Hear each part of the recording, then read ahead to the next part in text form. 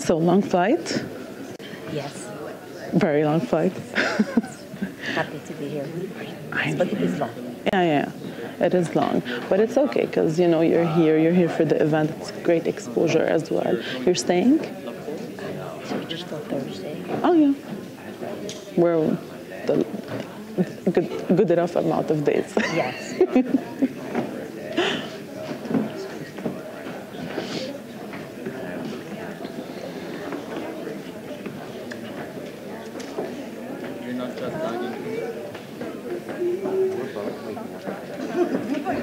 But I'm going back to sleep. So I don't even know if I'm gonna adjust really, because it's like whenever you adjust, you're gonna go back. Yeah, I know. Brad, where's Gary? Right there. Oh,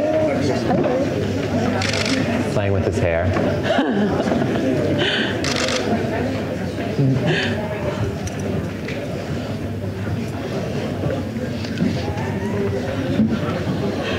It's a portrait. The front-loading flash is very kind. Can I hear anyone else? You can hear me. Now we're giving them a taste of what's gonna happen. Where do you live? Oh, he doesn't want to go to Beirut. I came here 4 days ago before the event because I had a big wedding here, and I told them I'm not gonna go back for a day and then come back, so I stay here. How long do you live here? Were you born and raised here? Really? I'm Lebanese. Do you get the nice planes coming from Beirut to here? I live in Beirut. That's right. They were, we were told we go to Beirut after this for the weekend, which we actually would have done if I didn't have to go home for Monday. No. And the weather now is really beautiful in Beirut. Very different. Suhair was telling me about Beirut. Yeah, I have to go. One place to be. Very fun. I heard. And you should see the fashion. Yeah, this is my vibe. You should see the fashion. Then you should go. You should go.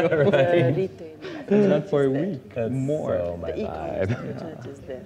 It's the hub of You know, the Beirut is rated as number 2 in the world after. I thought they have They do. access to everything They here. do. They just like the experience. They like the sweet I talk. haven't been there yet. They like the just the experience. That's why. But we're going to Italy for 2 weeks. It's a bit different. We'll go into details. Yes, we'll go into details. You will stay for 3 days. Shall we begin? Yeah. You're not gonna go out because it's a party and after party and after party.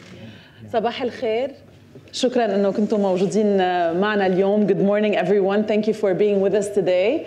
Everyone who's come from abroad for a long distance and a long time to be in this beautiful conversation, a one-of-a-kind conversation with you guys. It's my pleasure to be moderating this conversation today. We are going to be talking about specifically dressing for the red carpet, but more intricately also, we'd like to tap into fashion and the Middle Eastern woman and your views on that and how to prepare her as well for our kind of red carpet. Because let's say our everyday is the red carpet. We have to admit that, ladies. It's not like a special event. We like to dress up. We like to be proper. We like to look our best at every single event. So we're going to take each of your individual takes on that. And of course, we're going to open the floor to the audience after we're done for any questions they might have. All right? So we can start with the first topic of discussion. You guys have dressed the biggest celebrities. Most recently, Lea Michel with her wedding, and all of the international celebrities that we love and follow. And you know, it does take a village, actually, to get a star ready for the red carpet. I'm going to start with you, Brad. How do you prepare as a stylist, you know, when your client is there and she's like, okay, we have the Emmys, the Grammys, launch, movie launch, whatever. How do you start with it? Well, first of all, I want to say thank you to everyone, to Fashion Trust Arabia and to Tanya for having us. I know Monique and I are thrilled to be here as your guests, and thank you everybody for coming to hear us speak today. Where it all starts for me is I create a very fun environment for my clients. So it all starts for me basically in my studio where I know that I call them my girls. My girls come and we basically play dress up. And so that's the whole idea for me with red carpet dressing, and it's also the way that I would love for people to view dressing every single day as opening up your closet, or for me when a client comes in and they see the rack that I put together for them of playing dress up and putting on different personalities.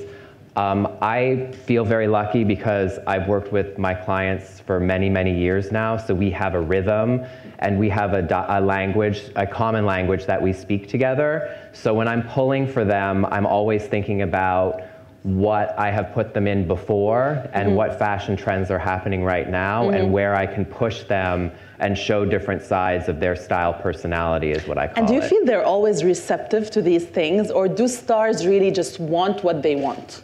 I think for me, I think with my clients are very receptive to it because, you know, I provide a service, much like you provide a service as well, and we all provide a service, and we are, our services are called upon because we're experts in our fields, and so there's definitely some pushback sometimes. A little bit of a tantrum sometimes, no? No tantrum. No diva attitude. I mean, it's just a couple of us. Just tell us the truth. It's okay. It's a small circle right now. For me, my clients, we'd have so much fun. Like, if there's gonna ever be a diva moment, we usually figure that out in the fitting process. Okay. And so we can avoid it on the day of. Okay. But I work with such wonderful, generous, intelligent, talented women, and you know, we laugh a lot. If any of you follow me on social media, I take you behind the scenes a lot, inside my fittings, inside me being on jobs with my clients, and we laugh all the time. You know, I got into this business because as a kid growing up in a small town in Ontario, Canada, fashion was such an escape for me, and it brought me so much joy and was a way for me to kind of express to the world who I was, and that's what I try to do with each individual client as well. Speaking of expression, Monique, I'd like to know, how do you feel like you express yourself within each and every unique piece you offer the stars to dress? How is Monique stated in each and every piece on the red carpet? Well, for me, the design process really starts with a woman designing for a woman. You know, I always say that's kind of the advantage I have. You know, I started my company 23 years ago, and it was a long time now, and it was all from an instinct. You know what I mean? I graduated from fashion school. I was engaged to my husband, and I started looking for a wedding dress. Hello, husband. How are you? He's also my business partner. So hello, business partner. How are you? We do this together, and the search led, I mean, to me discovering that there was a need in the marketplace for fashionable wedding dresses. And I said, you know what, once we're done with the wedding, I'm gonna start a bridal collection. So your wedding started it actually? Yes. Your own wedding? That's correct, right? And so, and I always say, I think if you find a niche in the marketplace that you could fill and do it better than other people can, I think that's your advantage.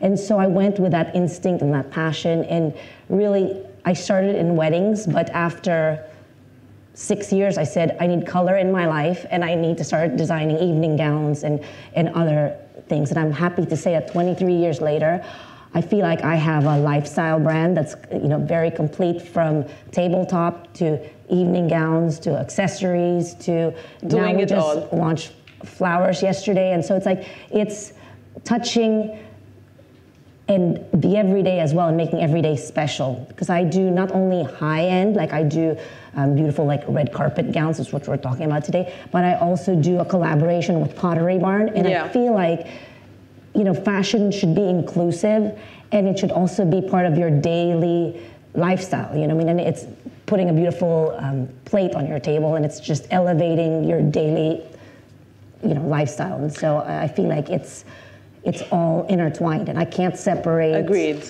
I can't separate it. So if we want to pinpoint Monique Lhuillier's one specific added value above all in your own designs, what would that be? That one thing. I always say I love classic, elegant designs that make women feel beautiful. And when they feel beautiful, I feel like women are more confident and they can accomplish anything. And, you know, I'm raising a young daughter, and I always like to think that I'm inspiring her and the future generation for women to like dream big, and you can have it all. Well, I've worn your designs, and I can promise you I felt beautiful in my events during the days. And I really do agree, you know, it's as important to understand what a woman needs when you're designing for her. But speaking of that, I also think men have the biggest advantage in knowing what they want. And here I'm going to go to you, Samer Khouzami. You know, the renowned makeup artist, you really understand the woman, you really understand her face structure.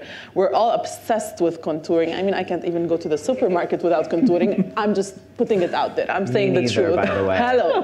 Okay. I think everyone so let's just say the truth, people. We need contouring in our lives. Contour it, highlight it. Whatever you need to do with it. Whatever you need to do. Make it glowy, dewy, beautiful, bronzy. That's what I'm So that being said, Samer, we'd like your input on really what do the stars want on that red carpet, more specifically the Arab star that you've worked with, but also, let's be clear, you know, with the Samer Khouzami cosmetics line, you're delivering all over the world. Your #1 client, as I know, is the US client. What do they want as well compared to the Arab clients? All right, so it changed a lot. I need to be honest, like in the past 5 years and what's happening now in the beauty industry, it's growing so fast. And what's really very interesting is that the knowledge of the woman is becoming so big. Like any client that comes to us now knows as much as any makeup artist. She watched every YouTube tutorial, every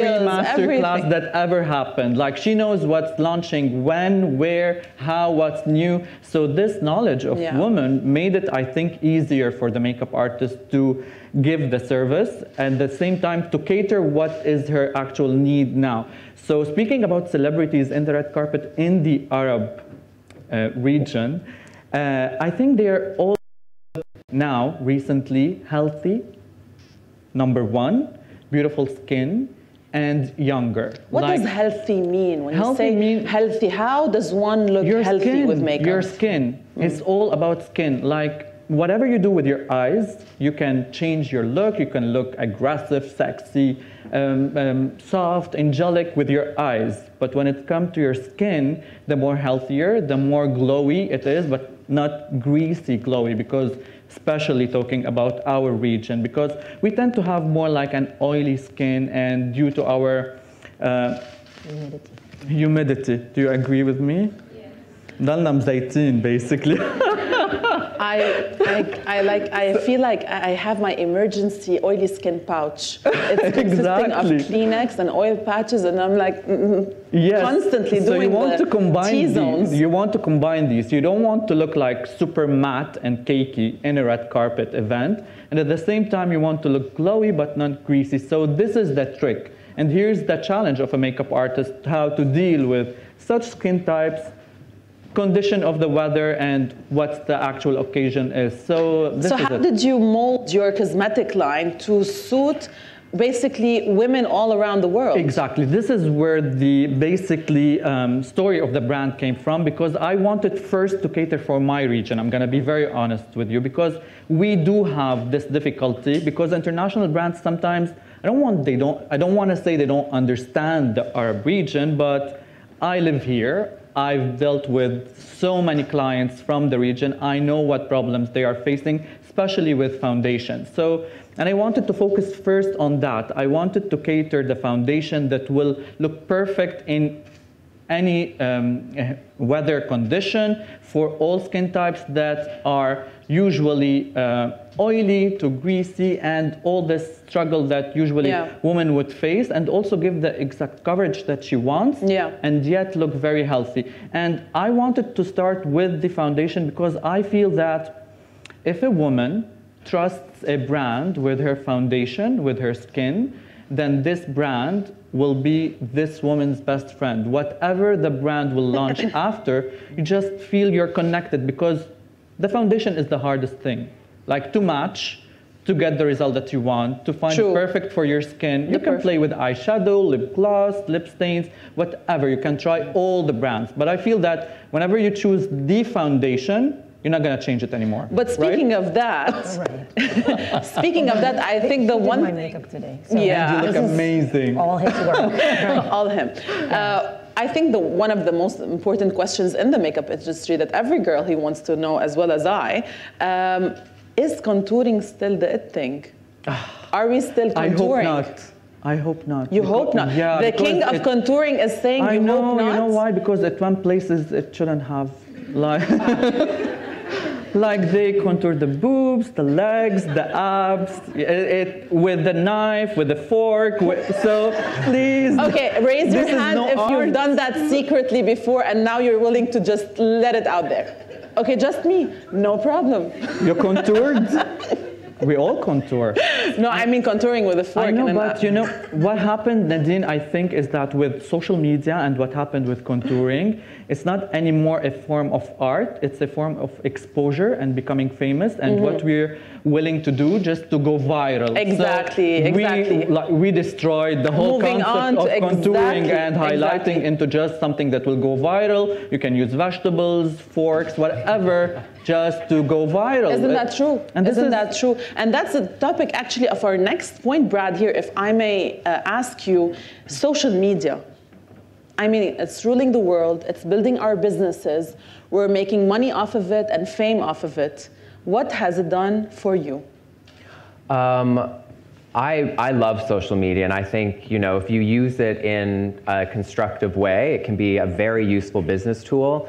At one point, you know, you would, as a stylist, you would have your agent send your portfolio to clients, but now people just go to your Instagram page and see, you know, the people that you style, what your vibe is. They'll contact you through DM that way. A lot of, you know, business opportunities come through Instagram.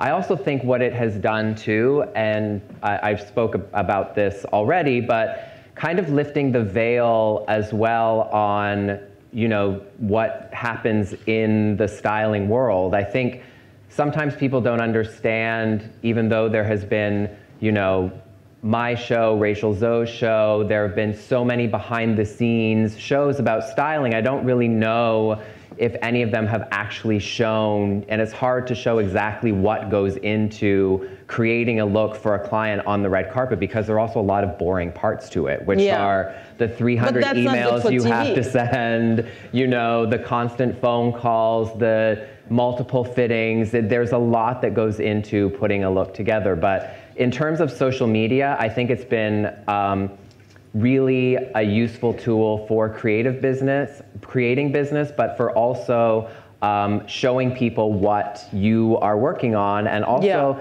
it's great for your clients too, because it can show a lot of the time their style evolution just through their and your Instagram pages. And I think it allows the people that are fans of those people, and also maybe becoming fans of the people that are styling them and their glam team as a whole, showing celebrities in a real light. You know, we have so much fun, and we're always, you know, documenting, you know, you see on every magazine and InStyle, Vogue, whatever, they all do behind the scenes stories of getting ready with a certain celebrity. And I think lifting that veil and showing people as well, I think it makes fashion more inclusive, and it makes the world of celebrity more accessible, and it's, you know, it's really fun. No, I get you, but here's one like trick question here. I mean, we've watched all the reality shows, we've seen everything on social media, and really sometimes we just sit amongst each other and say, and I mean, it feels so scripted sometimes. Is it really what goes on behind the scenes? And is it really the case? Is it really the truth? Is it really what is happening? So that being said, do you think that your real work is showing, since there's so many factors coming into play to make a good TV show? Honey, let me tell you, I wish that the stuff that has happened to me on reality TV was not real. Like, that was all real things that happened to me in the moment. So in my... Tell us, most awkward situation that happened to you on reality TV, or like the funniest... Crying at the end of season 1 of the Rachel Zoe project. Like, I unraveled. And they also took that clip of me crying and put it on every single promo for like 6 months leading up to it. Wow. Okay. So I was known as like a serial crier for so many years, and you know, that was the real stuff that was happening to me in the moment. Yeah. So in my personal experience, nothing that I have ever participated in has been scripted, and nothing on my social medias. I mean, the idea of putting things on there that aren't real just seems kind of counterproductive to me, because the whole idea is to allow people a window into my world and into the world of styling. So I'm not going to give them a fake all access key. I want them to see, I show broken zippers, I show when things are going great, and I show when things are not going great. Yeah. That's the fun part of it. Understood. So speaking of which, Monique, social media. 20-something years ago, your company started. It lasted that long. Things have changed.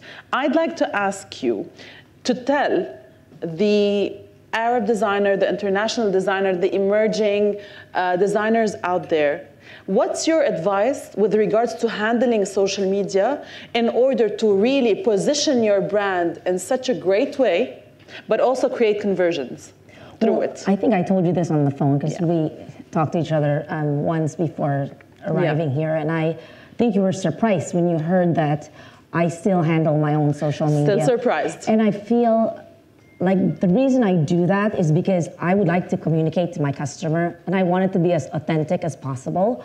And I feel like whenever I'm working on a new project, I want them to see the process. So I bring them on that journey with me. If I'm on a trip, I want them to see what's inspiring me.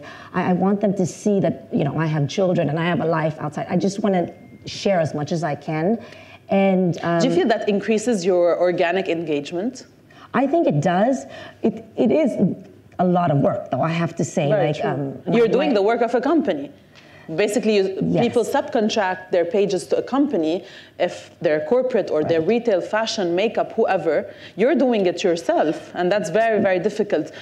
But what are the results out of that? I think that because it's authentic, it's working for me, you know, and that's why I don't want to give it up yet. I mean, I have somebody in the company that could do it, but I choose not to turn it over, because I feel like that's one of the reasons why I think my company is still very relevant in the dialogue, because it's all about putting authenticity out there, and that's how you differentiate your brand from other brands, and that's why I continue to do it. And I feel Will you keep doing it?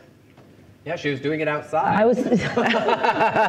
She's still doing it now, but will you keep doing it? But I have to say, it also does translate into conversion, because if I put a dress out there and it's in the store, it's instant. Like, we can feel there's engagement. People are curious about that style. Do they buy it? A lot of the times. Do you feel it converts into money? I do feel it. Yes, I do. It does. Yes. And do you plan on continuing doing that on your own?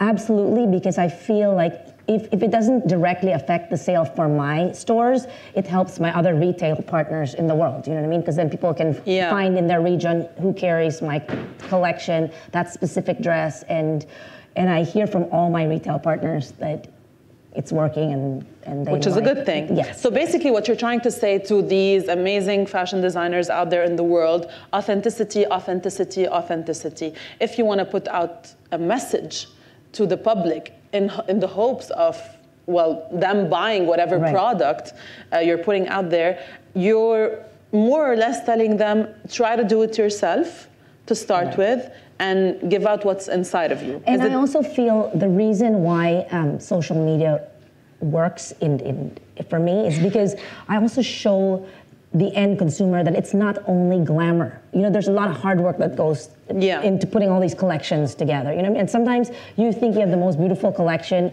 and people don't resonate with it. So it's like you have to like keep reinventing yourself. You know, and I feel how I do that is just by traveling, staying inspired, and also the women I dress inspire me a lot. And you know, Brad and I have worked together a lot, because how it happens is I put my collections out, we get contacted by different celebrities, and they're like, oh, we would like to wear your designs.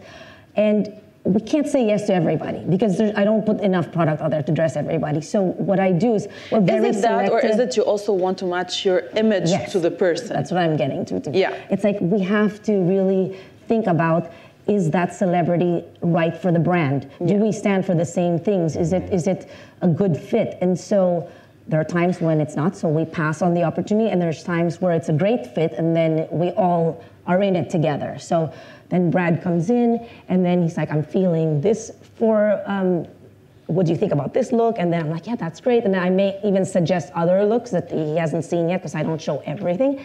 And then you know, the magic happens. And the thing is, for me, I turn it over to, because sometimes the dress can be beautiful, but if it's not styled correctly with the right hair and makeup, it can also like ruin the whole moment. That's you know. So true. And I'm not about dressing so many people. For me, it's about quality rather than quantity. I just had a very lucky streak for the Golden Globes in I know, January. like 10. Very where lucky I had streak. 10 celebrities. 10 celebrities Yeah. in one event, which One of which never, was mine. Yes, which never really happens, but it so happened that everything fell into place, and all the stylists styled the makeup right with the clothing, and everyone shined, and everyone was different and individual, and that's what I like too, because I don't ever want anyone to feel like, oh, they're all wearing Monique Lhuillier. They should all feel beautiful in their own way and have, you know, their own individual look. And may I just say one thing here? Also, Monique is like so much a part of my life. She also did my sister's wedding dress. So the feeling from going from a celebrity dressing somebody for the red carpet, dressing the experience my sister had wearing one of your gowns for her wedding was like, my sister never wears dresses. It's like the only time I think she's ever worn a dress. But the experience that she had in a Monique Lhuillier wedding dress, and me being able to do that, and her wear somebody that I know so well and I get to work with, was like such a great other life moment for me, to feel that joy coming from my sister and how beautiful she felt on the day of her wedding. So that, what Monique is saying is so true, because the feeling that she gives to a celebrity to wear one of the gowns on the red carpet definitely transfers to my sister in Oshawa, Ontario, who gets to wear one of her gowns on her wedding day. So, and I always say, you know, for all women, not everybody has a red carpet moment, but for their wedding, that is their red carpet, and that's the moment they want to shine. I mean, we feel can their for best, sure say that in the Arab world, our like biggest red carpet moment is our weddings. I mean, we do weddings like, to be fair, no one does weddings. I'm a great wedding guest, by the way. Anybody accepting invitations. We are just wedding crazy, and here's the wedding guy to go to. It's on its exactly, own. Samer. So here's the main thing: the red carpet versus the Arab wedding. Any difference whatsoever? Do you feel she's like going to a red carpet? I think the red carpet for a bride in the Arab region will be downgraded. She won't compare. She won't compare. She wants the extravaganza of everything. Her dress, the jewelry, the hair, the makeup, the invitations, the venue. Everything should be like top notch. Huge. So yeah, but I think it's part of the tradition here, and I really like it. And speaking of the part of the tradition, do you feel that, you know, catering to the Arab women with the makeup is so much different from catering to your European or American clientele? Yes, you know, like imagine with me. So if a bride does have a wedding gown that is extremely big, I don't know how many crystals are embedded in the dress, and then she does have a tiara that is this big. It's not everywhere, but it's very common. And then a huge veil and a diamond necklace that is extremely big. How would you imagine she would ask the makeup to be? As simple as possible? No. So it needs eyeliner? Eyeliner? No, maybe impossible.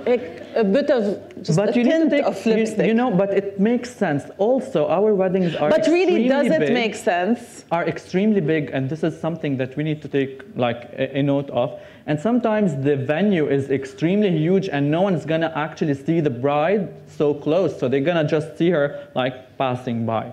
So they want to see her features. also as well. So again, this will add a little bit more on defining the features.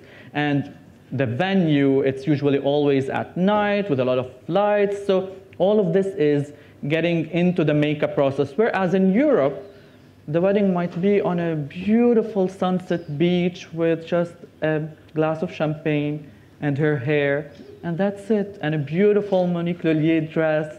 So how would you imagine the makeup You know what? there? Let's ask the girls. Who's up for a big, grandiose, luxurious Arab wedding? Raise your hands. Me? I want to see the hands up in the air, and don't do it in a shy way. If you want to get that wedding, flaunt it. Yes, just raise your hand. everyone. European wedding. Cool, smooth, Lake Como. They can have both. They can have both. We can see. Tanya, European or Arab grand wedding? Always the diplomat, politically correct. It all plays a role on basically how the makeup will look, because you know it's the tradition of every country and every place that the wedding is happening in. Yeah. So you need to cater for all this type of basically. That being said, Monique, are you able to really cater to the Arab woman's wants for a bridal gown?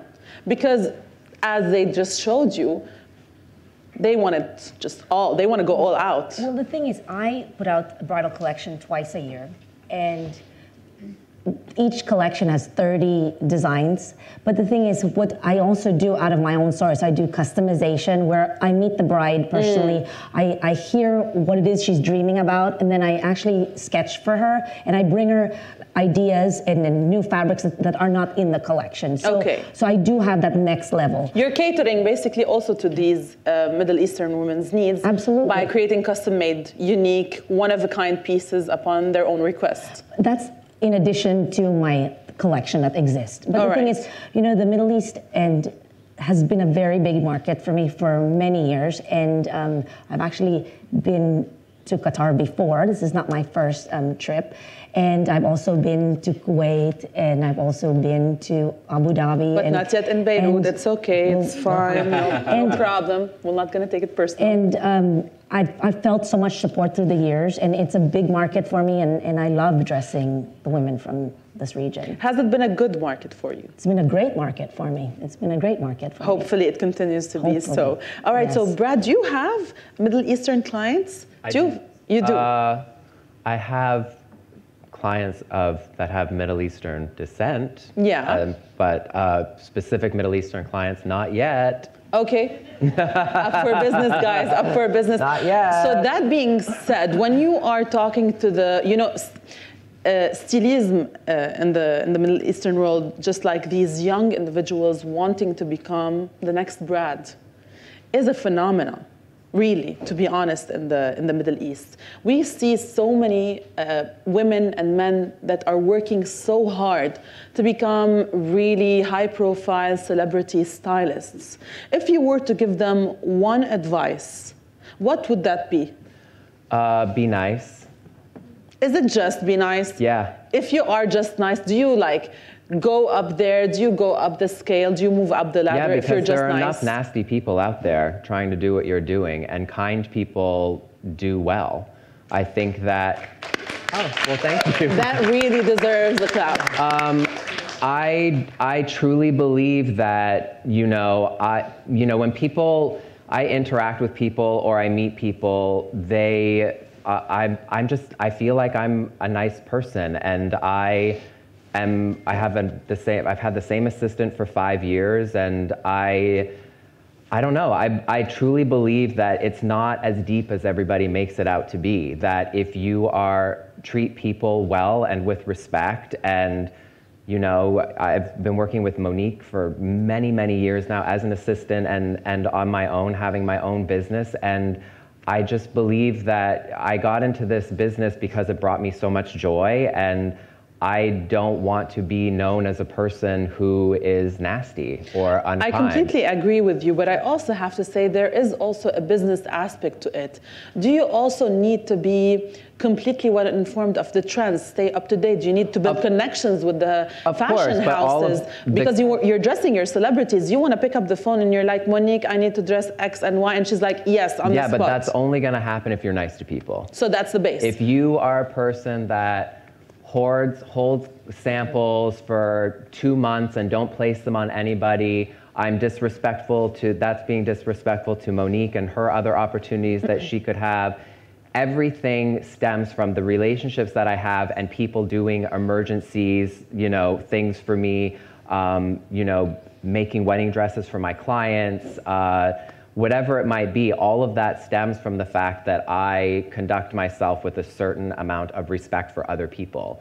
And if that doesn't exist, then when, the S hits the fan, people aren't gonna want to come to your aid. Of course, I'm at fashion shows. I immerse myself in the world of fashion. Instagram and social media obviously keeps me in very well up to date of what's happening and which designers are doing which things. But it's also like slow and steady wins the race. Like, I started at the bottom of being an intern at Vogue and carrying Jamba Juice for like 20 people across Times Square and up 25 floors. Moving up to the exclusive stylist of Kate Spade. And then you have but all of those things weren't handed to me. They were handed to me because I worked my way up. And you know what? It never ends. As Monique was saying, you're constantly reinventing. Yeah. And the work never stops. That's also something I think people think you reach a certain amount. I've been on TV, I've written a book, I have great clients, but there's always still more to do.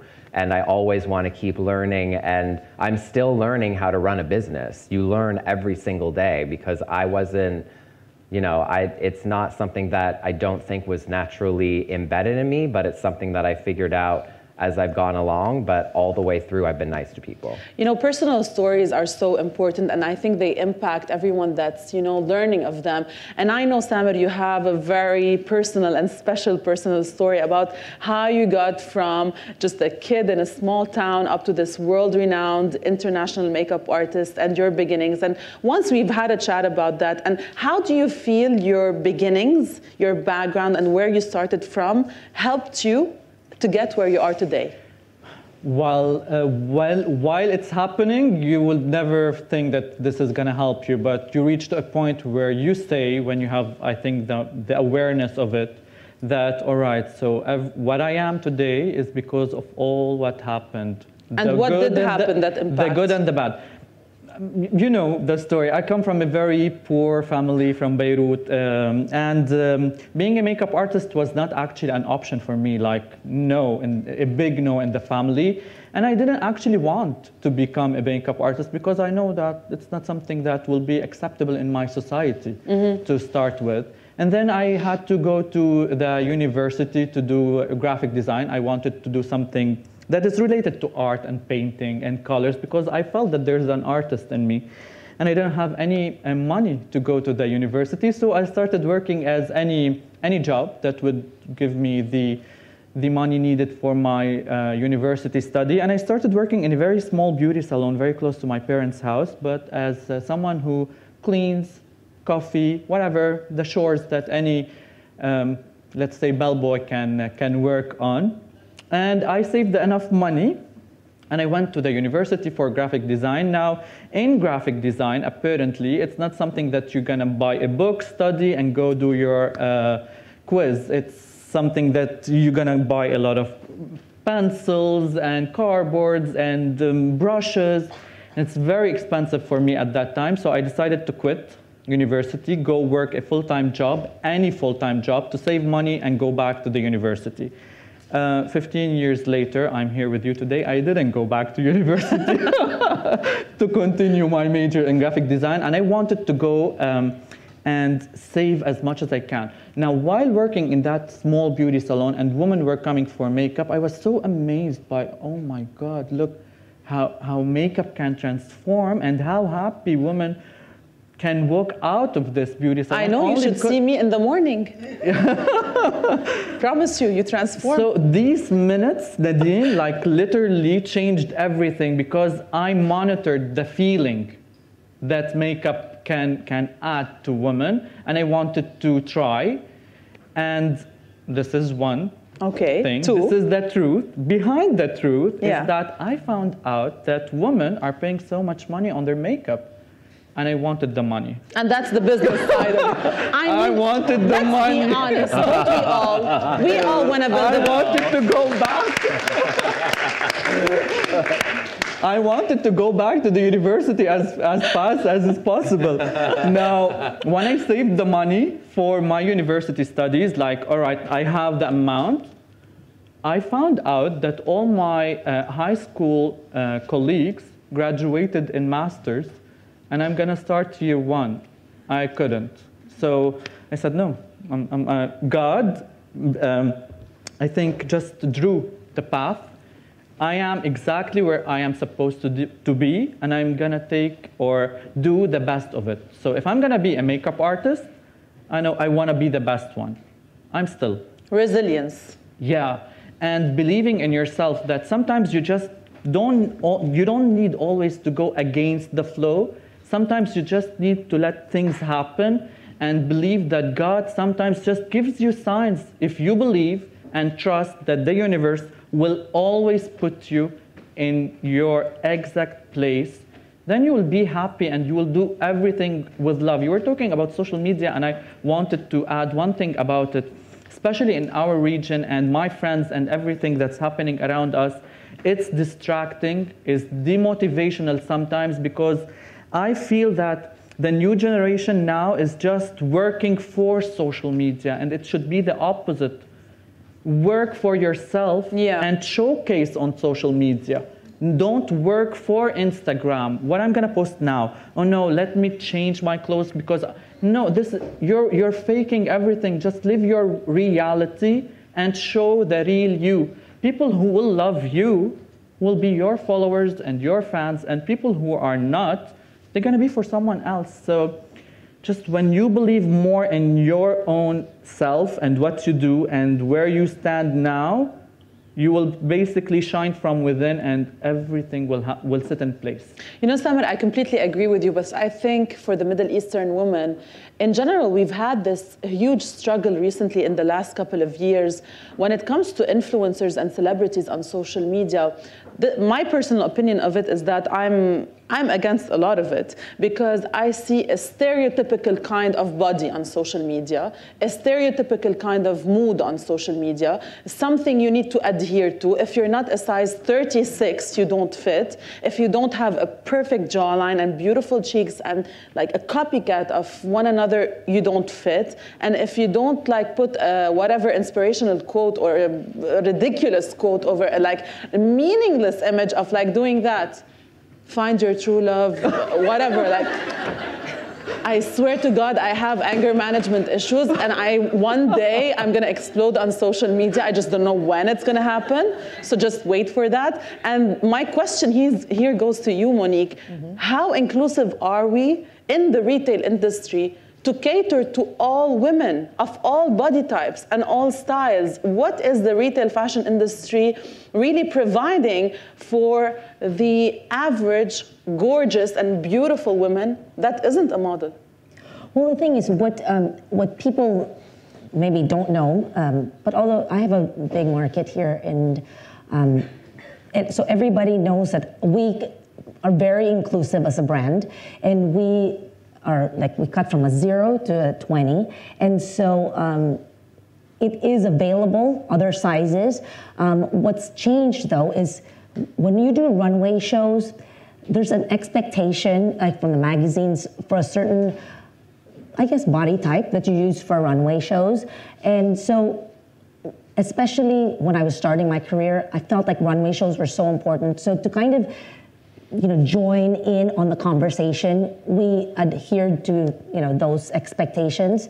But what I've realized now, after being in business for as many years as I have, is there is no formula that fits for everybody. So it's been now 2 years, we've stopped doing runway shows.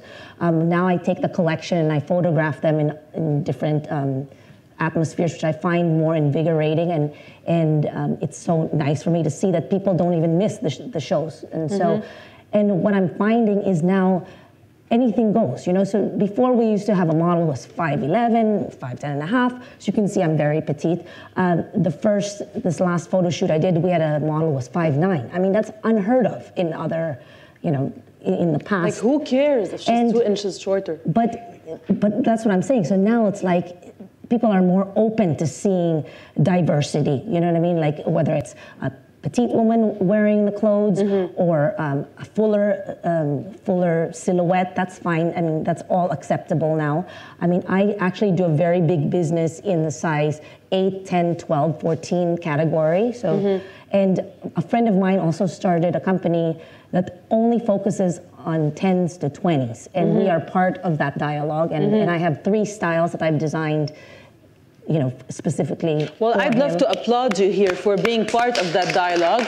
We need more companies and entities like yourself participating in that conversation, because, you know, I feel women in general have moved from are moving. It's a continuous struggle and a progress. Are moving from the conversation of, I think I should be slimmer, to, you know what, toot you, I'm who I am, and I love myself, you need to adapt to me. So I think when we really fortify our stance on that, and we really are convinced with what we're saying, we're not just saying it to say it on social media and to emit a powerful voice, I think that's when the real change happens in the retail industry. And here, Brad, I want to go to another topic. I'm a part of an institution called, a company called Designer 24. So basically, Designer 24 rents designer dresses for every woman, all styles, all body types. We accommodate to everyone, and we're a tech-based company, so you can rent through our social media platforms or through our showrooms. And what we've noticed throughout our 3 years is that the biggest category that we're missing out on are conservative women, veiled women, and sized 40 French plus women. Are you able to really cater to your clients when it comes to requesting designers to accommodate them when they're in that category?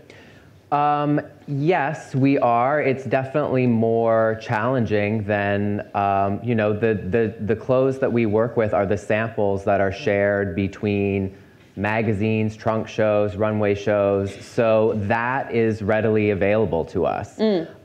So when you're working with somebody who is not a sample size, you work with designers who have either the ability to create custom quickly or people who have sizing available as well. And I know who those people are to go to.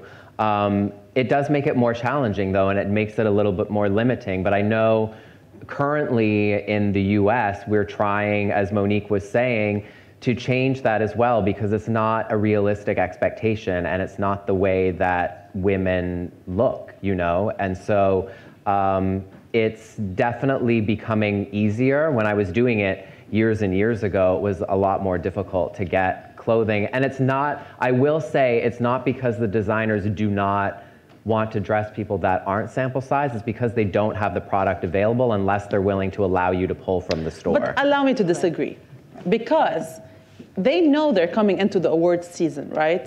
They know they're catering to all these different types of people. So year after year, it's like they're still surprised it rains. It's gonna rain. You're gonna need to cater to these people. Do they really not want to dress people that don't make their outfits in their minds look as good as they want them to look?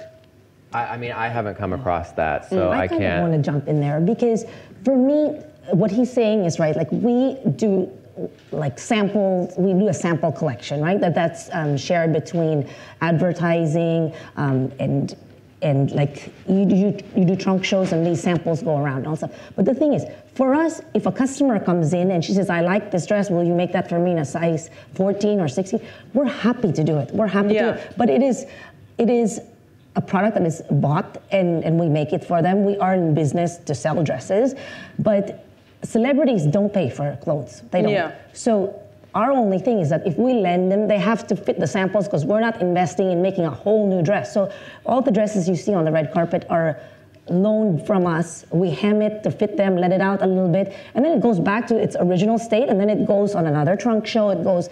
So if somebody wants to purchase, we're happy to make it, but we don't invest in lending clothes. We are in the business of selling clothes. So that is why when we loan, it's only that one sample that we have. So I'm trying to explain. Yeah, we also do, in terms of award seasons, many and most designers will invest in creating a custom piece for a celebrity, but there's also risk involved in that from your side, which is it's never a guarantee, you know? Right. So it's never a guarantee. So Monique could make a custom gown for one of my clients, and then they decide that 2 days before they don't want to wear it anymore, and then we have to switch gears. Yeah. So then she's lost on her investment, and then I'm also scrambling, which is the part of the puzzle that is the least appealing for me.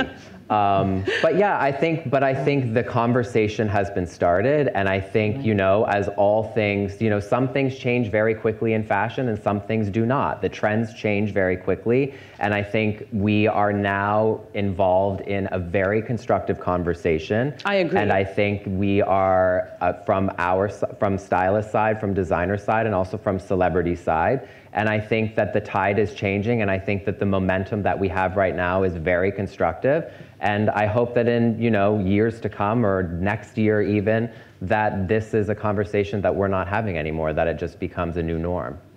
I completely agree and completely hope so as well. I'm a big defender of that. So finally, before we open the questions to the audience, I'd like to ask you, Samer, what do you think is the most important thing in building today's business in the makeup industry? If you want to build your own career, let's say as a makeup artist, you mean? Yeah. It's not a thing, I believe. It's more than one thing. First of all, you need to have the talent. And I believe that if you want to put it in an equation, it's for me, it's 20% talent, and then 80% is hard work, business orientation, know your goals, know what you want for yourself, have a plan.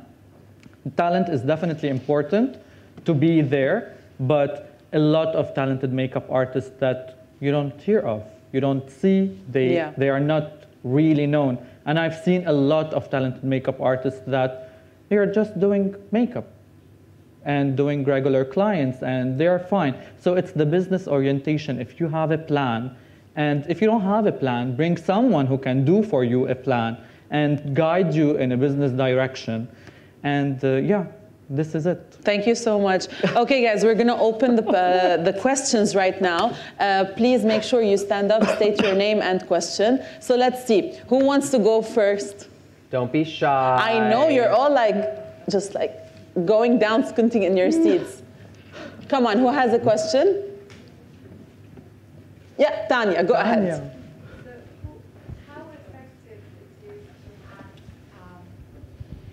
For Monique, how effective it is to have a celebrity wearing your dress in terms of sales?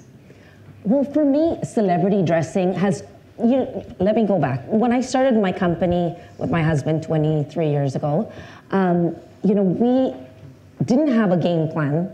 It was very much on an emotion. We were both young, and I was like, we should start this company and weddings, all stuff. And for us, I quickly learned that celebrity dressing was very important because we didn't have a marketing budget.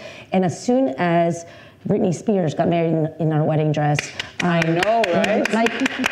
Honestly, that was so long ago. But all of a sudden, major. The phones started ringing. People, in the first 3 years, they were like that Monique and after Britney Spears, like Monique Lhuillier, and I'm like, something's happening. They can say our last name, And I feel like, every step of the way, it doesn't really translate into that particular dress selling. It's just, it puts your name in the limelight and people are curious and want to see the rest of your collection. So it doesn't translate to that particular dress, but it does brand really awareness. Elevate your brand. It yeah, does. brand It does. awareness, more or less. We all owe so much to Britney Spears. If you ask me.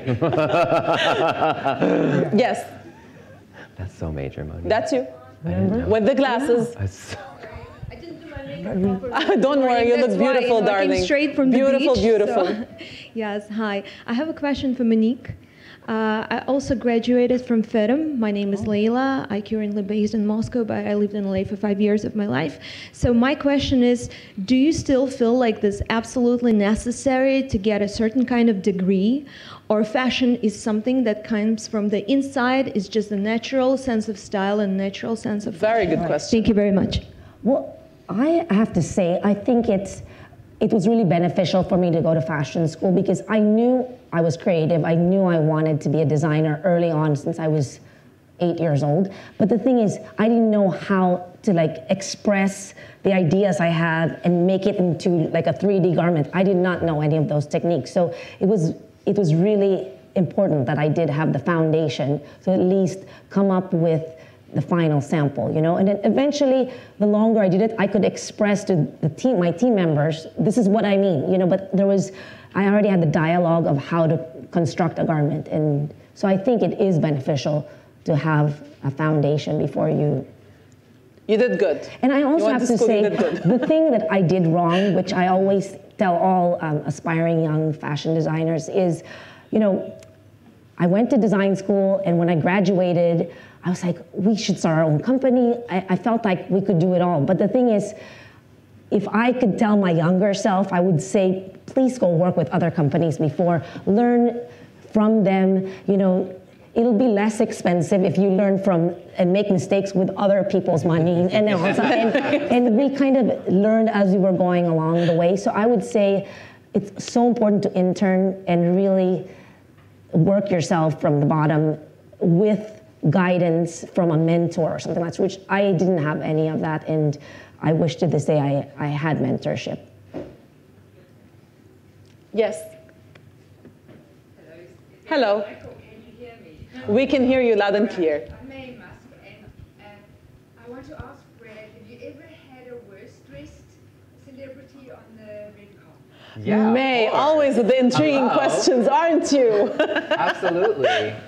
Not many. You're doing your job. But I will say, okay, so I actually talk about this with Rashida Jones. It comes up a lot. Rashida Jones is one of my clients, and about 5 years ago, she wore a pajama set by a Canadian designer named Tanya Taylor to a red carpet, and she got worse dressed literally everywhere. And cut to maybe 2 seasons later, pajamas were literally like a huge trend. People were wearing them all over the place. So, not to say that we started the trend, because I don't think we did, but sometimes those things, you can't take those things to heart, because for me, it's truly about if she had felt like she was the worst dressed, that would have affected me. But I make sure that all of my clients, before they go out to get photographed for anything, that they feel and look their best, and are number one, excited about what they're wearing, because I would never want that to affect them that way. But we always stand for what we put on the red carpet. I truly don't think I've ever put anything out where I was like, wah wah, that wasn't the greatest. Sometimes I wish the hair and makeup had turned out a little bit better, but. Well, now that you know each other. You can reply at any point. Yes, but good question. Very good Sometimes question. I welcome the worst dressed. It means you're doing something right sometimes, because you're doing something new. All right. Hi. Here you go. My question is to Brad. So we've heard about celebrities choosing dresses that they feel beautiful in and that they're confident in. What about the business opportunities for red carpet dressing? Are celebrities asking for payments to be dressed by certain designers? Ooh, spicy question. Very good question. I don't know if I personally, I've never been paid to put anything on anybody. People make contracts, so sometimes it's people are faces or ambassadors for brands. there are arrangements made, but I have not ever been involved in that, so I can't really speak to it, but it obviously exists, and people get paid to wear jewelry, and people have contracts for award season and stuff like that, but that's not anything I've ever experienced. But it exists, and people make good money off of it. The lady, yes, please, in red. Hi, my question is for Samer. What are your top low effort but high impact tips for everyday makeup? So as we were For lazy saying, girls. basically for me, for everyday makeup, again, for me is healthy skin. So it starts before basically the makeup application for me is taking really good care of your skin, apply the appropriate creams, your eye cream, your night cream, drinking a lot of water is also something that you really need to take under consideration. So once you have your skin really healthy, then I believe that the makeup application for your daily routine will become so much easier. Personally, I don't like to apply foundation on a daily basis, especially if we're applying it during the morning. So I prefer to go with something more mineral or powder or a bronzer that will give you glow. It might give you a little bit of a tan, but not a lot of pigment on your face that will stay on for a very long period of time. That might give you pigmentation or discoloration along the years of your application. And then a nice lipstick that will be something that will match, making your eyebrows perfect. I'm not sure if Anastasia, the queen of eyebrows, is with us here, because she told me she's coming. She's not, but she will be with us in the dinner. So taking really good care of your eyebrows, because the eyebrows are the frame of all your features. So if you really perfect the shape in terms of dimension, where they should start, finish, and the arch, then you don't need to apply a lot of makeup. For me, daily makeup should be something that is very practical, healthy, and will just give you a little bit of glow. Noted on that. And there you go. The lady, please, in the glasses first, and then we'll move to you. My question's for Brad. Hi, Brad. Hi. I'm from Canada, too. Yeah, what part? You could see it in her smile. She was like, hi, I'm from Brad. Montreal. Oh, I've been in Doha for about 4 years. I'm also a stylist here. Oh, amazing. It's been very difficult to develop this in this region due to the negotiations I've had to do with all the fashion houses and the people supplying me. So my question to you is, at the moment I've been doing high fashion campaigns for film and advert here, not necessarily for anybody who's famous. I'd like to know how you started out with your first star as such, and what is your advice on how to work that in this time now?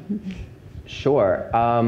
So when I first left being an assistant, I remember waking up the next day and thinking, now what? Because my life had been so much about, I was on call 24/7, which is what happens when you're an assistant, and I loved it. And then I realized that I was I was kind of like Monique. I didn't have a plan per se. I didn't have an agent. I didn't have anything like in place.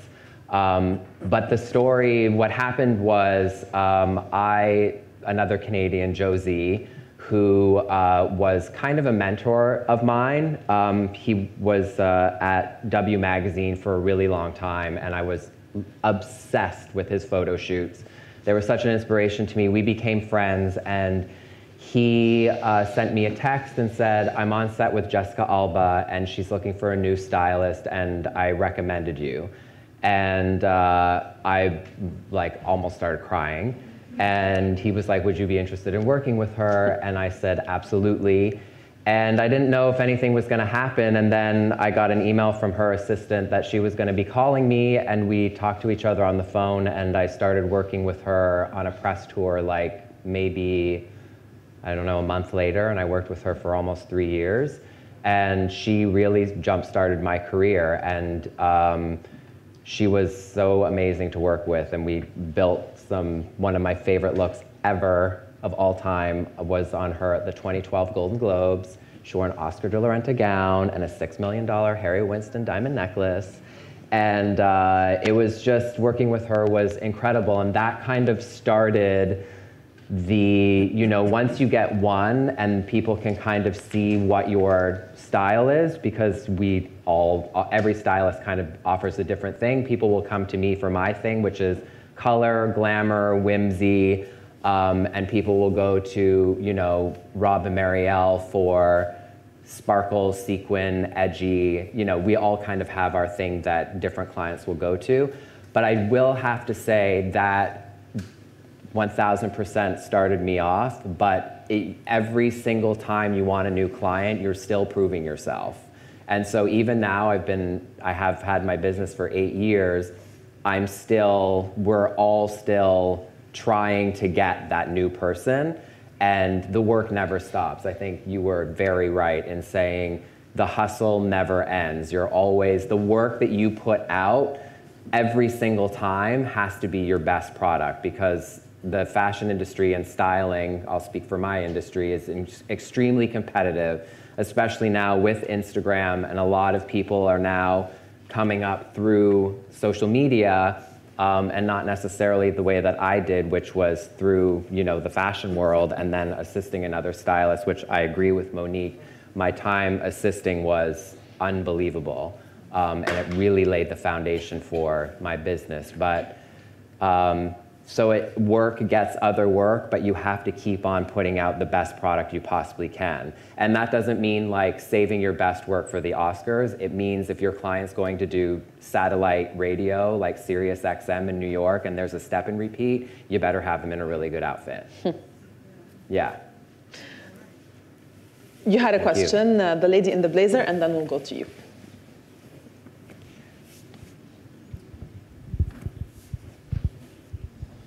Hello, this question is for Monique. What advice do you have for upcoming fashion designers and like getting their name out there?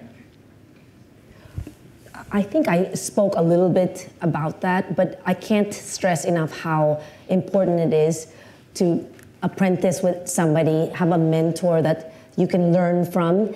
And I also think being true to yourself, and the work needs to be consistent, because you're only as good as your last collection, So I would say if you put a good product out there, odds are you will make it. But the thing is, it has to be constant. It's not about one strong season. You have to, keep pushing yourself and really, there's so much competition out there. And I feel like what sets you apart is if you're true to your design philosophy and aesthetic and try to be the best that you can be and not really look around and see what other people are doing. So I would say that, and great mentorship and hard work every day. Monique, do you have a mentorship program? I do not. Do you think about having a mentorship program? When I give up my social media and I have then maybe that's something I will do. But I just feel like it's so important to like work your way up and really learn. Agreed. Yeah. Agreed. The lady, please. Hello, my name is Christine. Hi, Christine. My question is for Brad and Monique. So my background is actually in fashion history and design archiving, and I'm always interested to hear how stylists and designers see that as a helpful resource, especially as I think they're becoming more prominent in social media. You see different celebrities saying, oh, wearing pieces from the Mugler archive or from this archive, and you really get to see the process about how they change things and utilize old trends and old ensembles. So I wanted to hear how you guys think on that. I think archives are very inspiring to me, and I think now that I've been doing this for a while, my team and I, we always go vintage shopping. We like to see what worked in the past and then take a small idea from it and then like make it current for what's, if somebody felt good in that dress, then what can we do with that and take it to the next level? And so I find that it's very inspiring, and I think just from my collections, from the time I started, I've archived everything. So, I mean, I'm hoping, you know, one day that it'll inspire somebody too. But it's so important for me to keep it intact. Well, that being said, we want to say you are a true inspiration to all of us in your design and your styling. You wanted to add something, of course, because you were like, yes, well, go girl, I graduated as an art history major. I wanted to do what you're doing. And so I think what you're doing is amazing. And when I was interning at Vogue, I noticed that all of the fashion editors were, you know, had art history books open and looking for inspiration for their photo shoots, and that's kind of why it took me in that direction. And I actually wanted to go in to be a museum curator. I won't talk to you about the roadblocks, but there were some roadblocks along the way, and as you were saying, the universe kind of pushed me into the direction of going into styling, which I'm so thankful for. But for me also in my fittings, I'm like, when my client has on a look, like I need to make some sort of, I need to tell them like what the reference is or where it's coming from in my brain.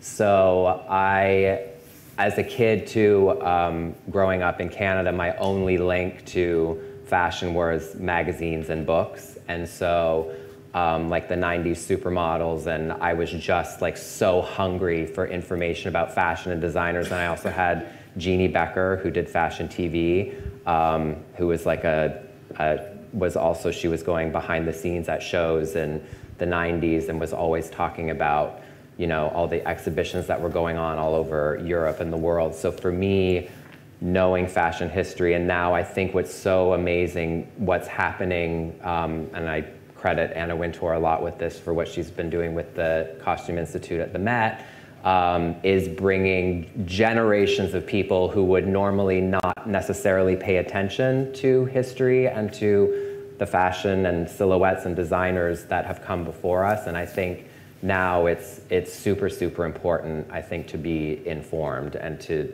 know the things that you're passing on to us. So from a stylist to you, I thank you so much for your intelligence and for what you bring to a larger audience, and also for the inspiration you give us. So thank you for that. You're welcome. Thank you. Thank you, Brad. Thank you, Samir, so much for your presence. Monique, coming all the way here. You guys have truly been an inspiration to us.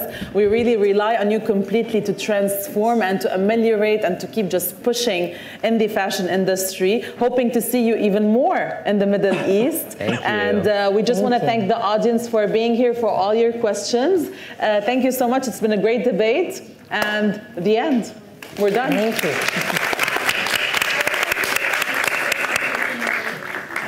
You said like 2 or 3 times that you started your business 23 years ago. Were you like 3 years old at that time? 5. I know, isn't she? She's like gorgeous. Thank you. It's good makeup. Yeah. The skin's really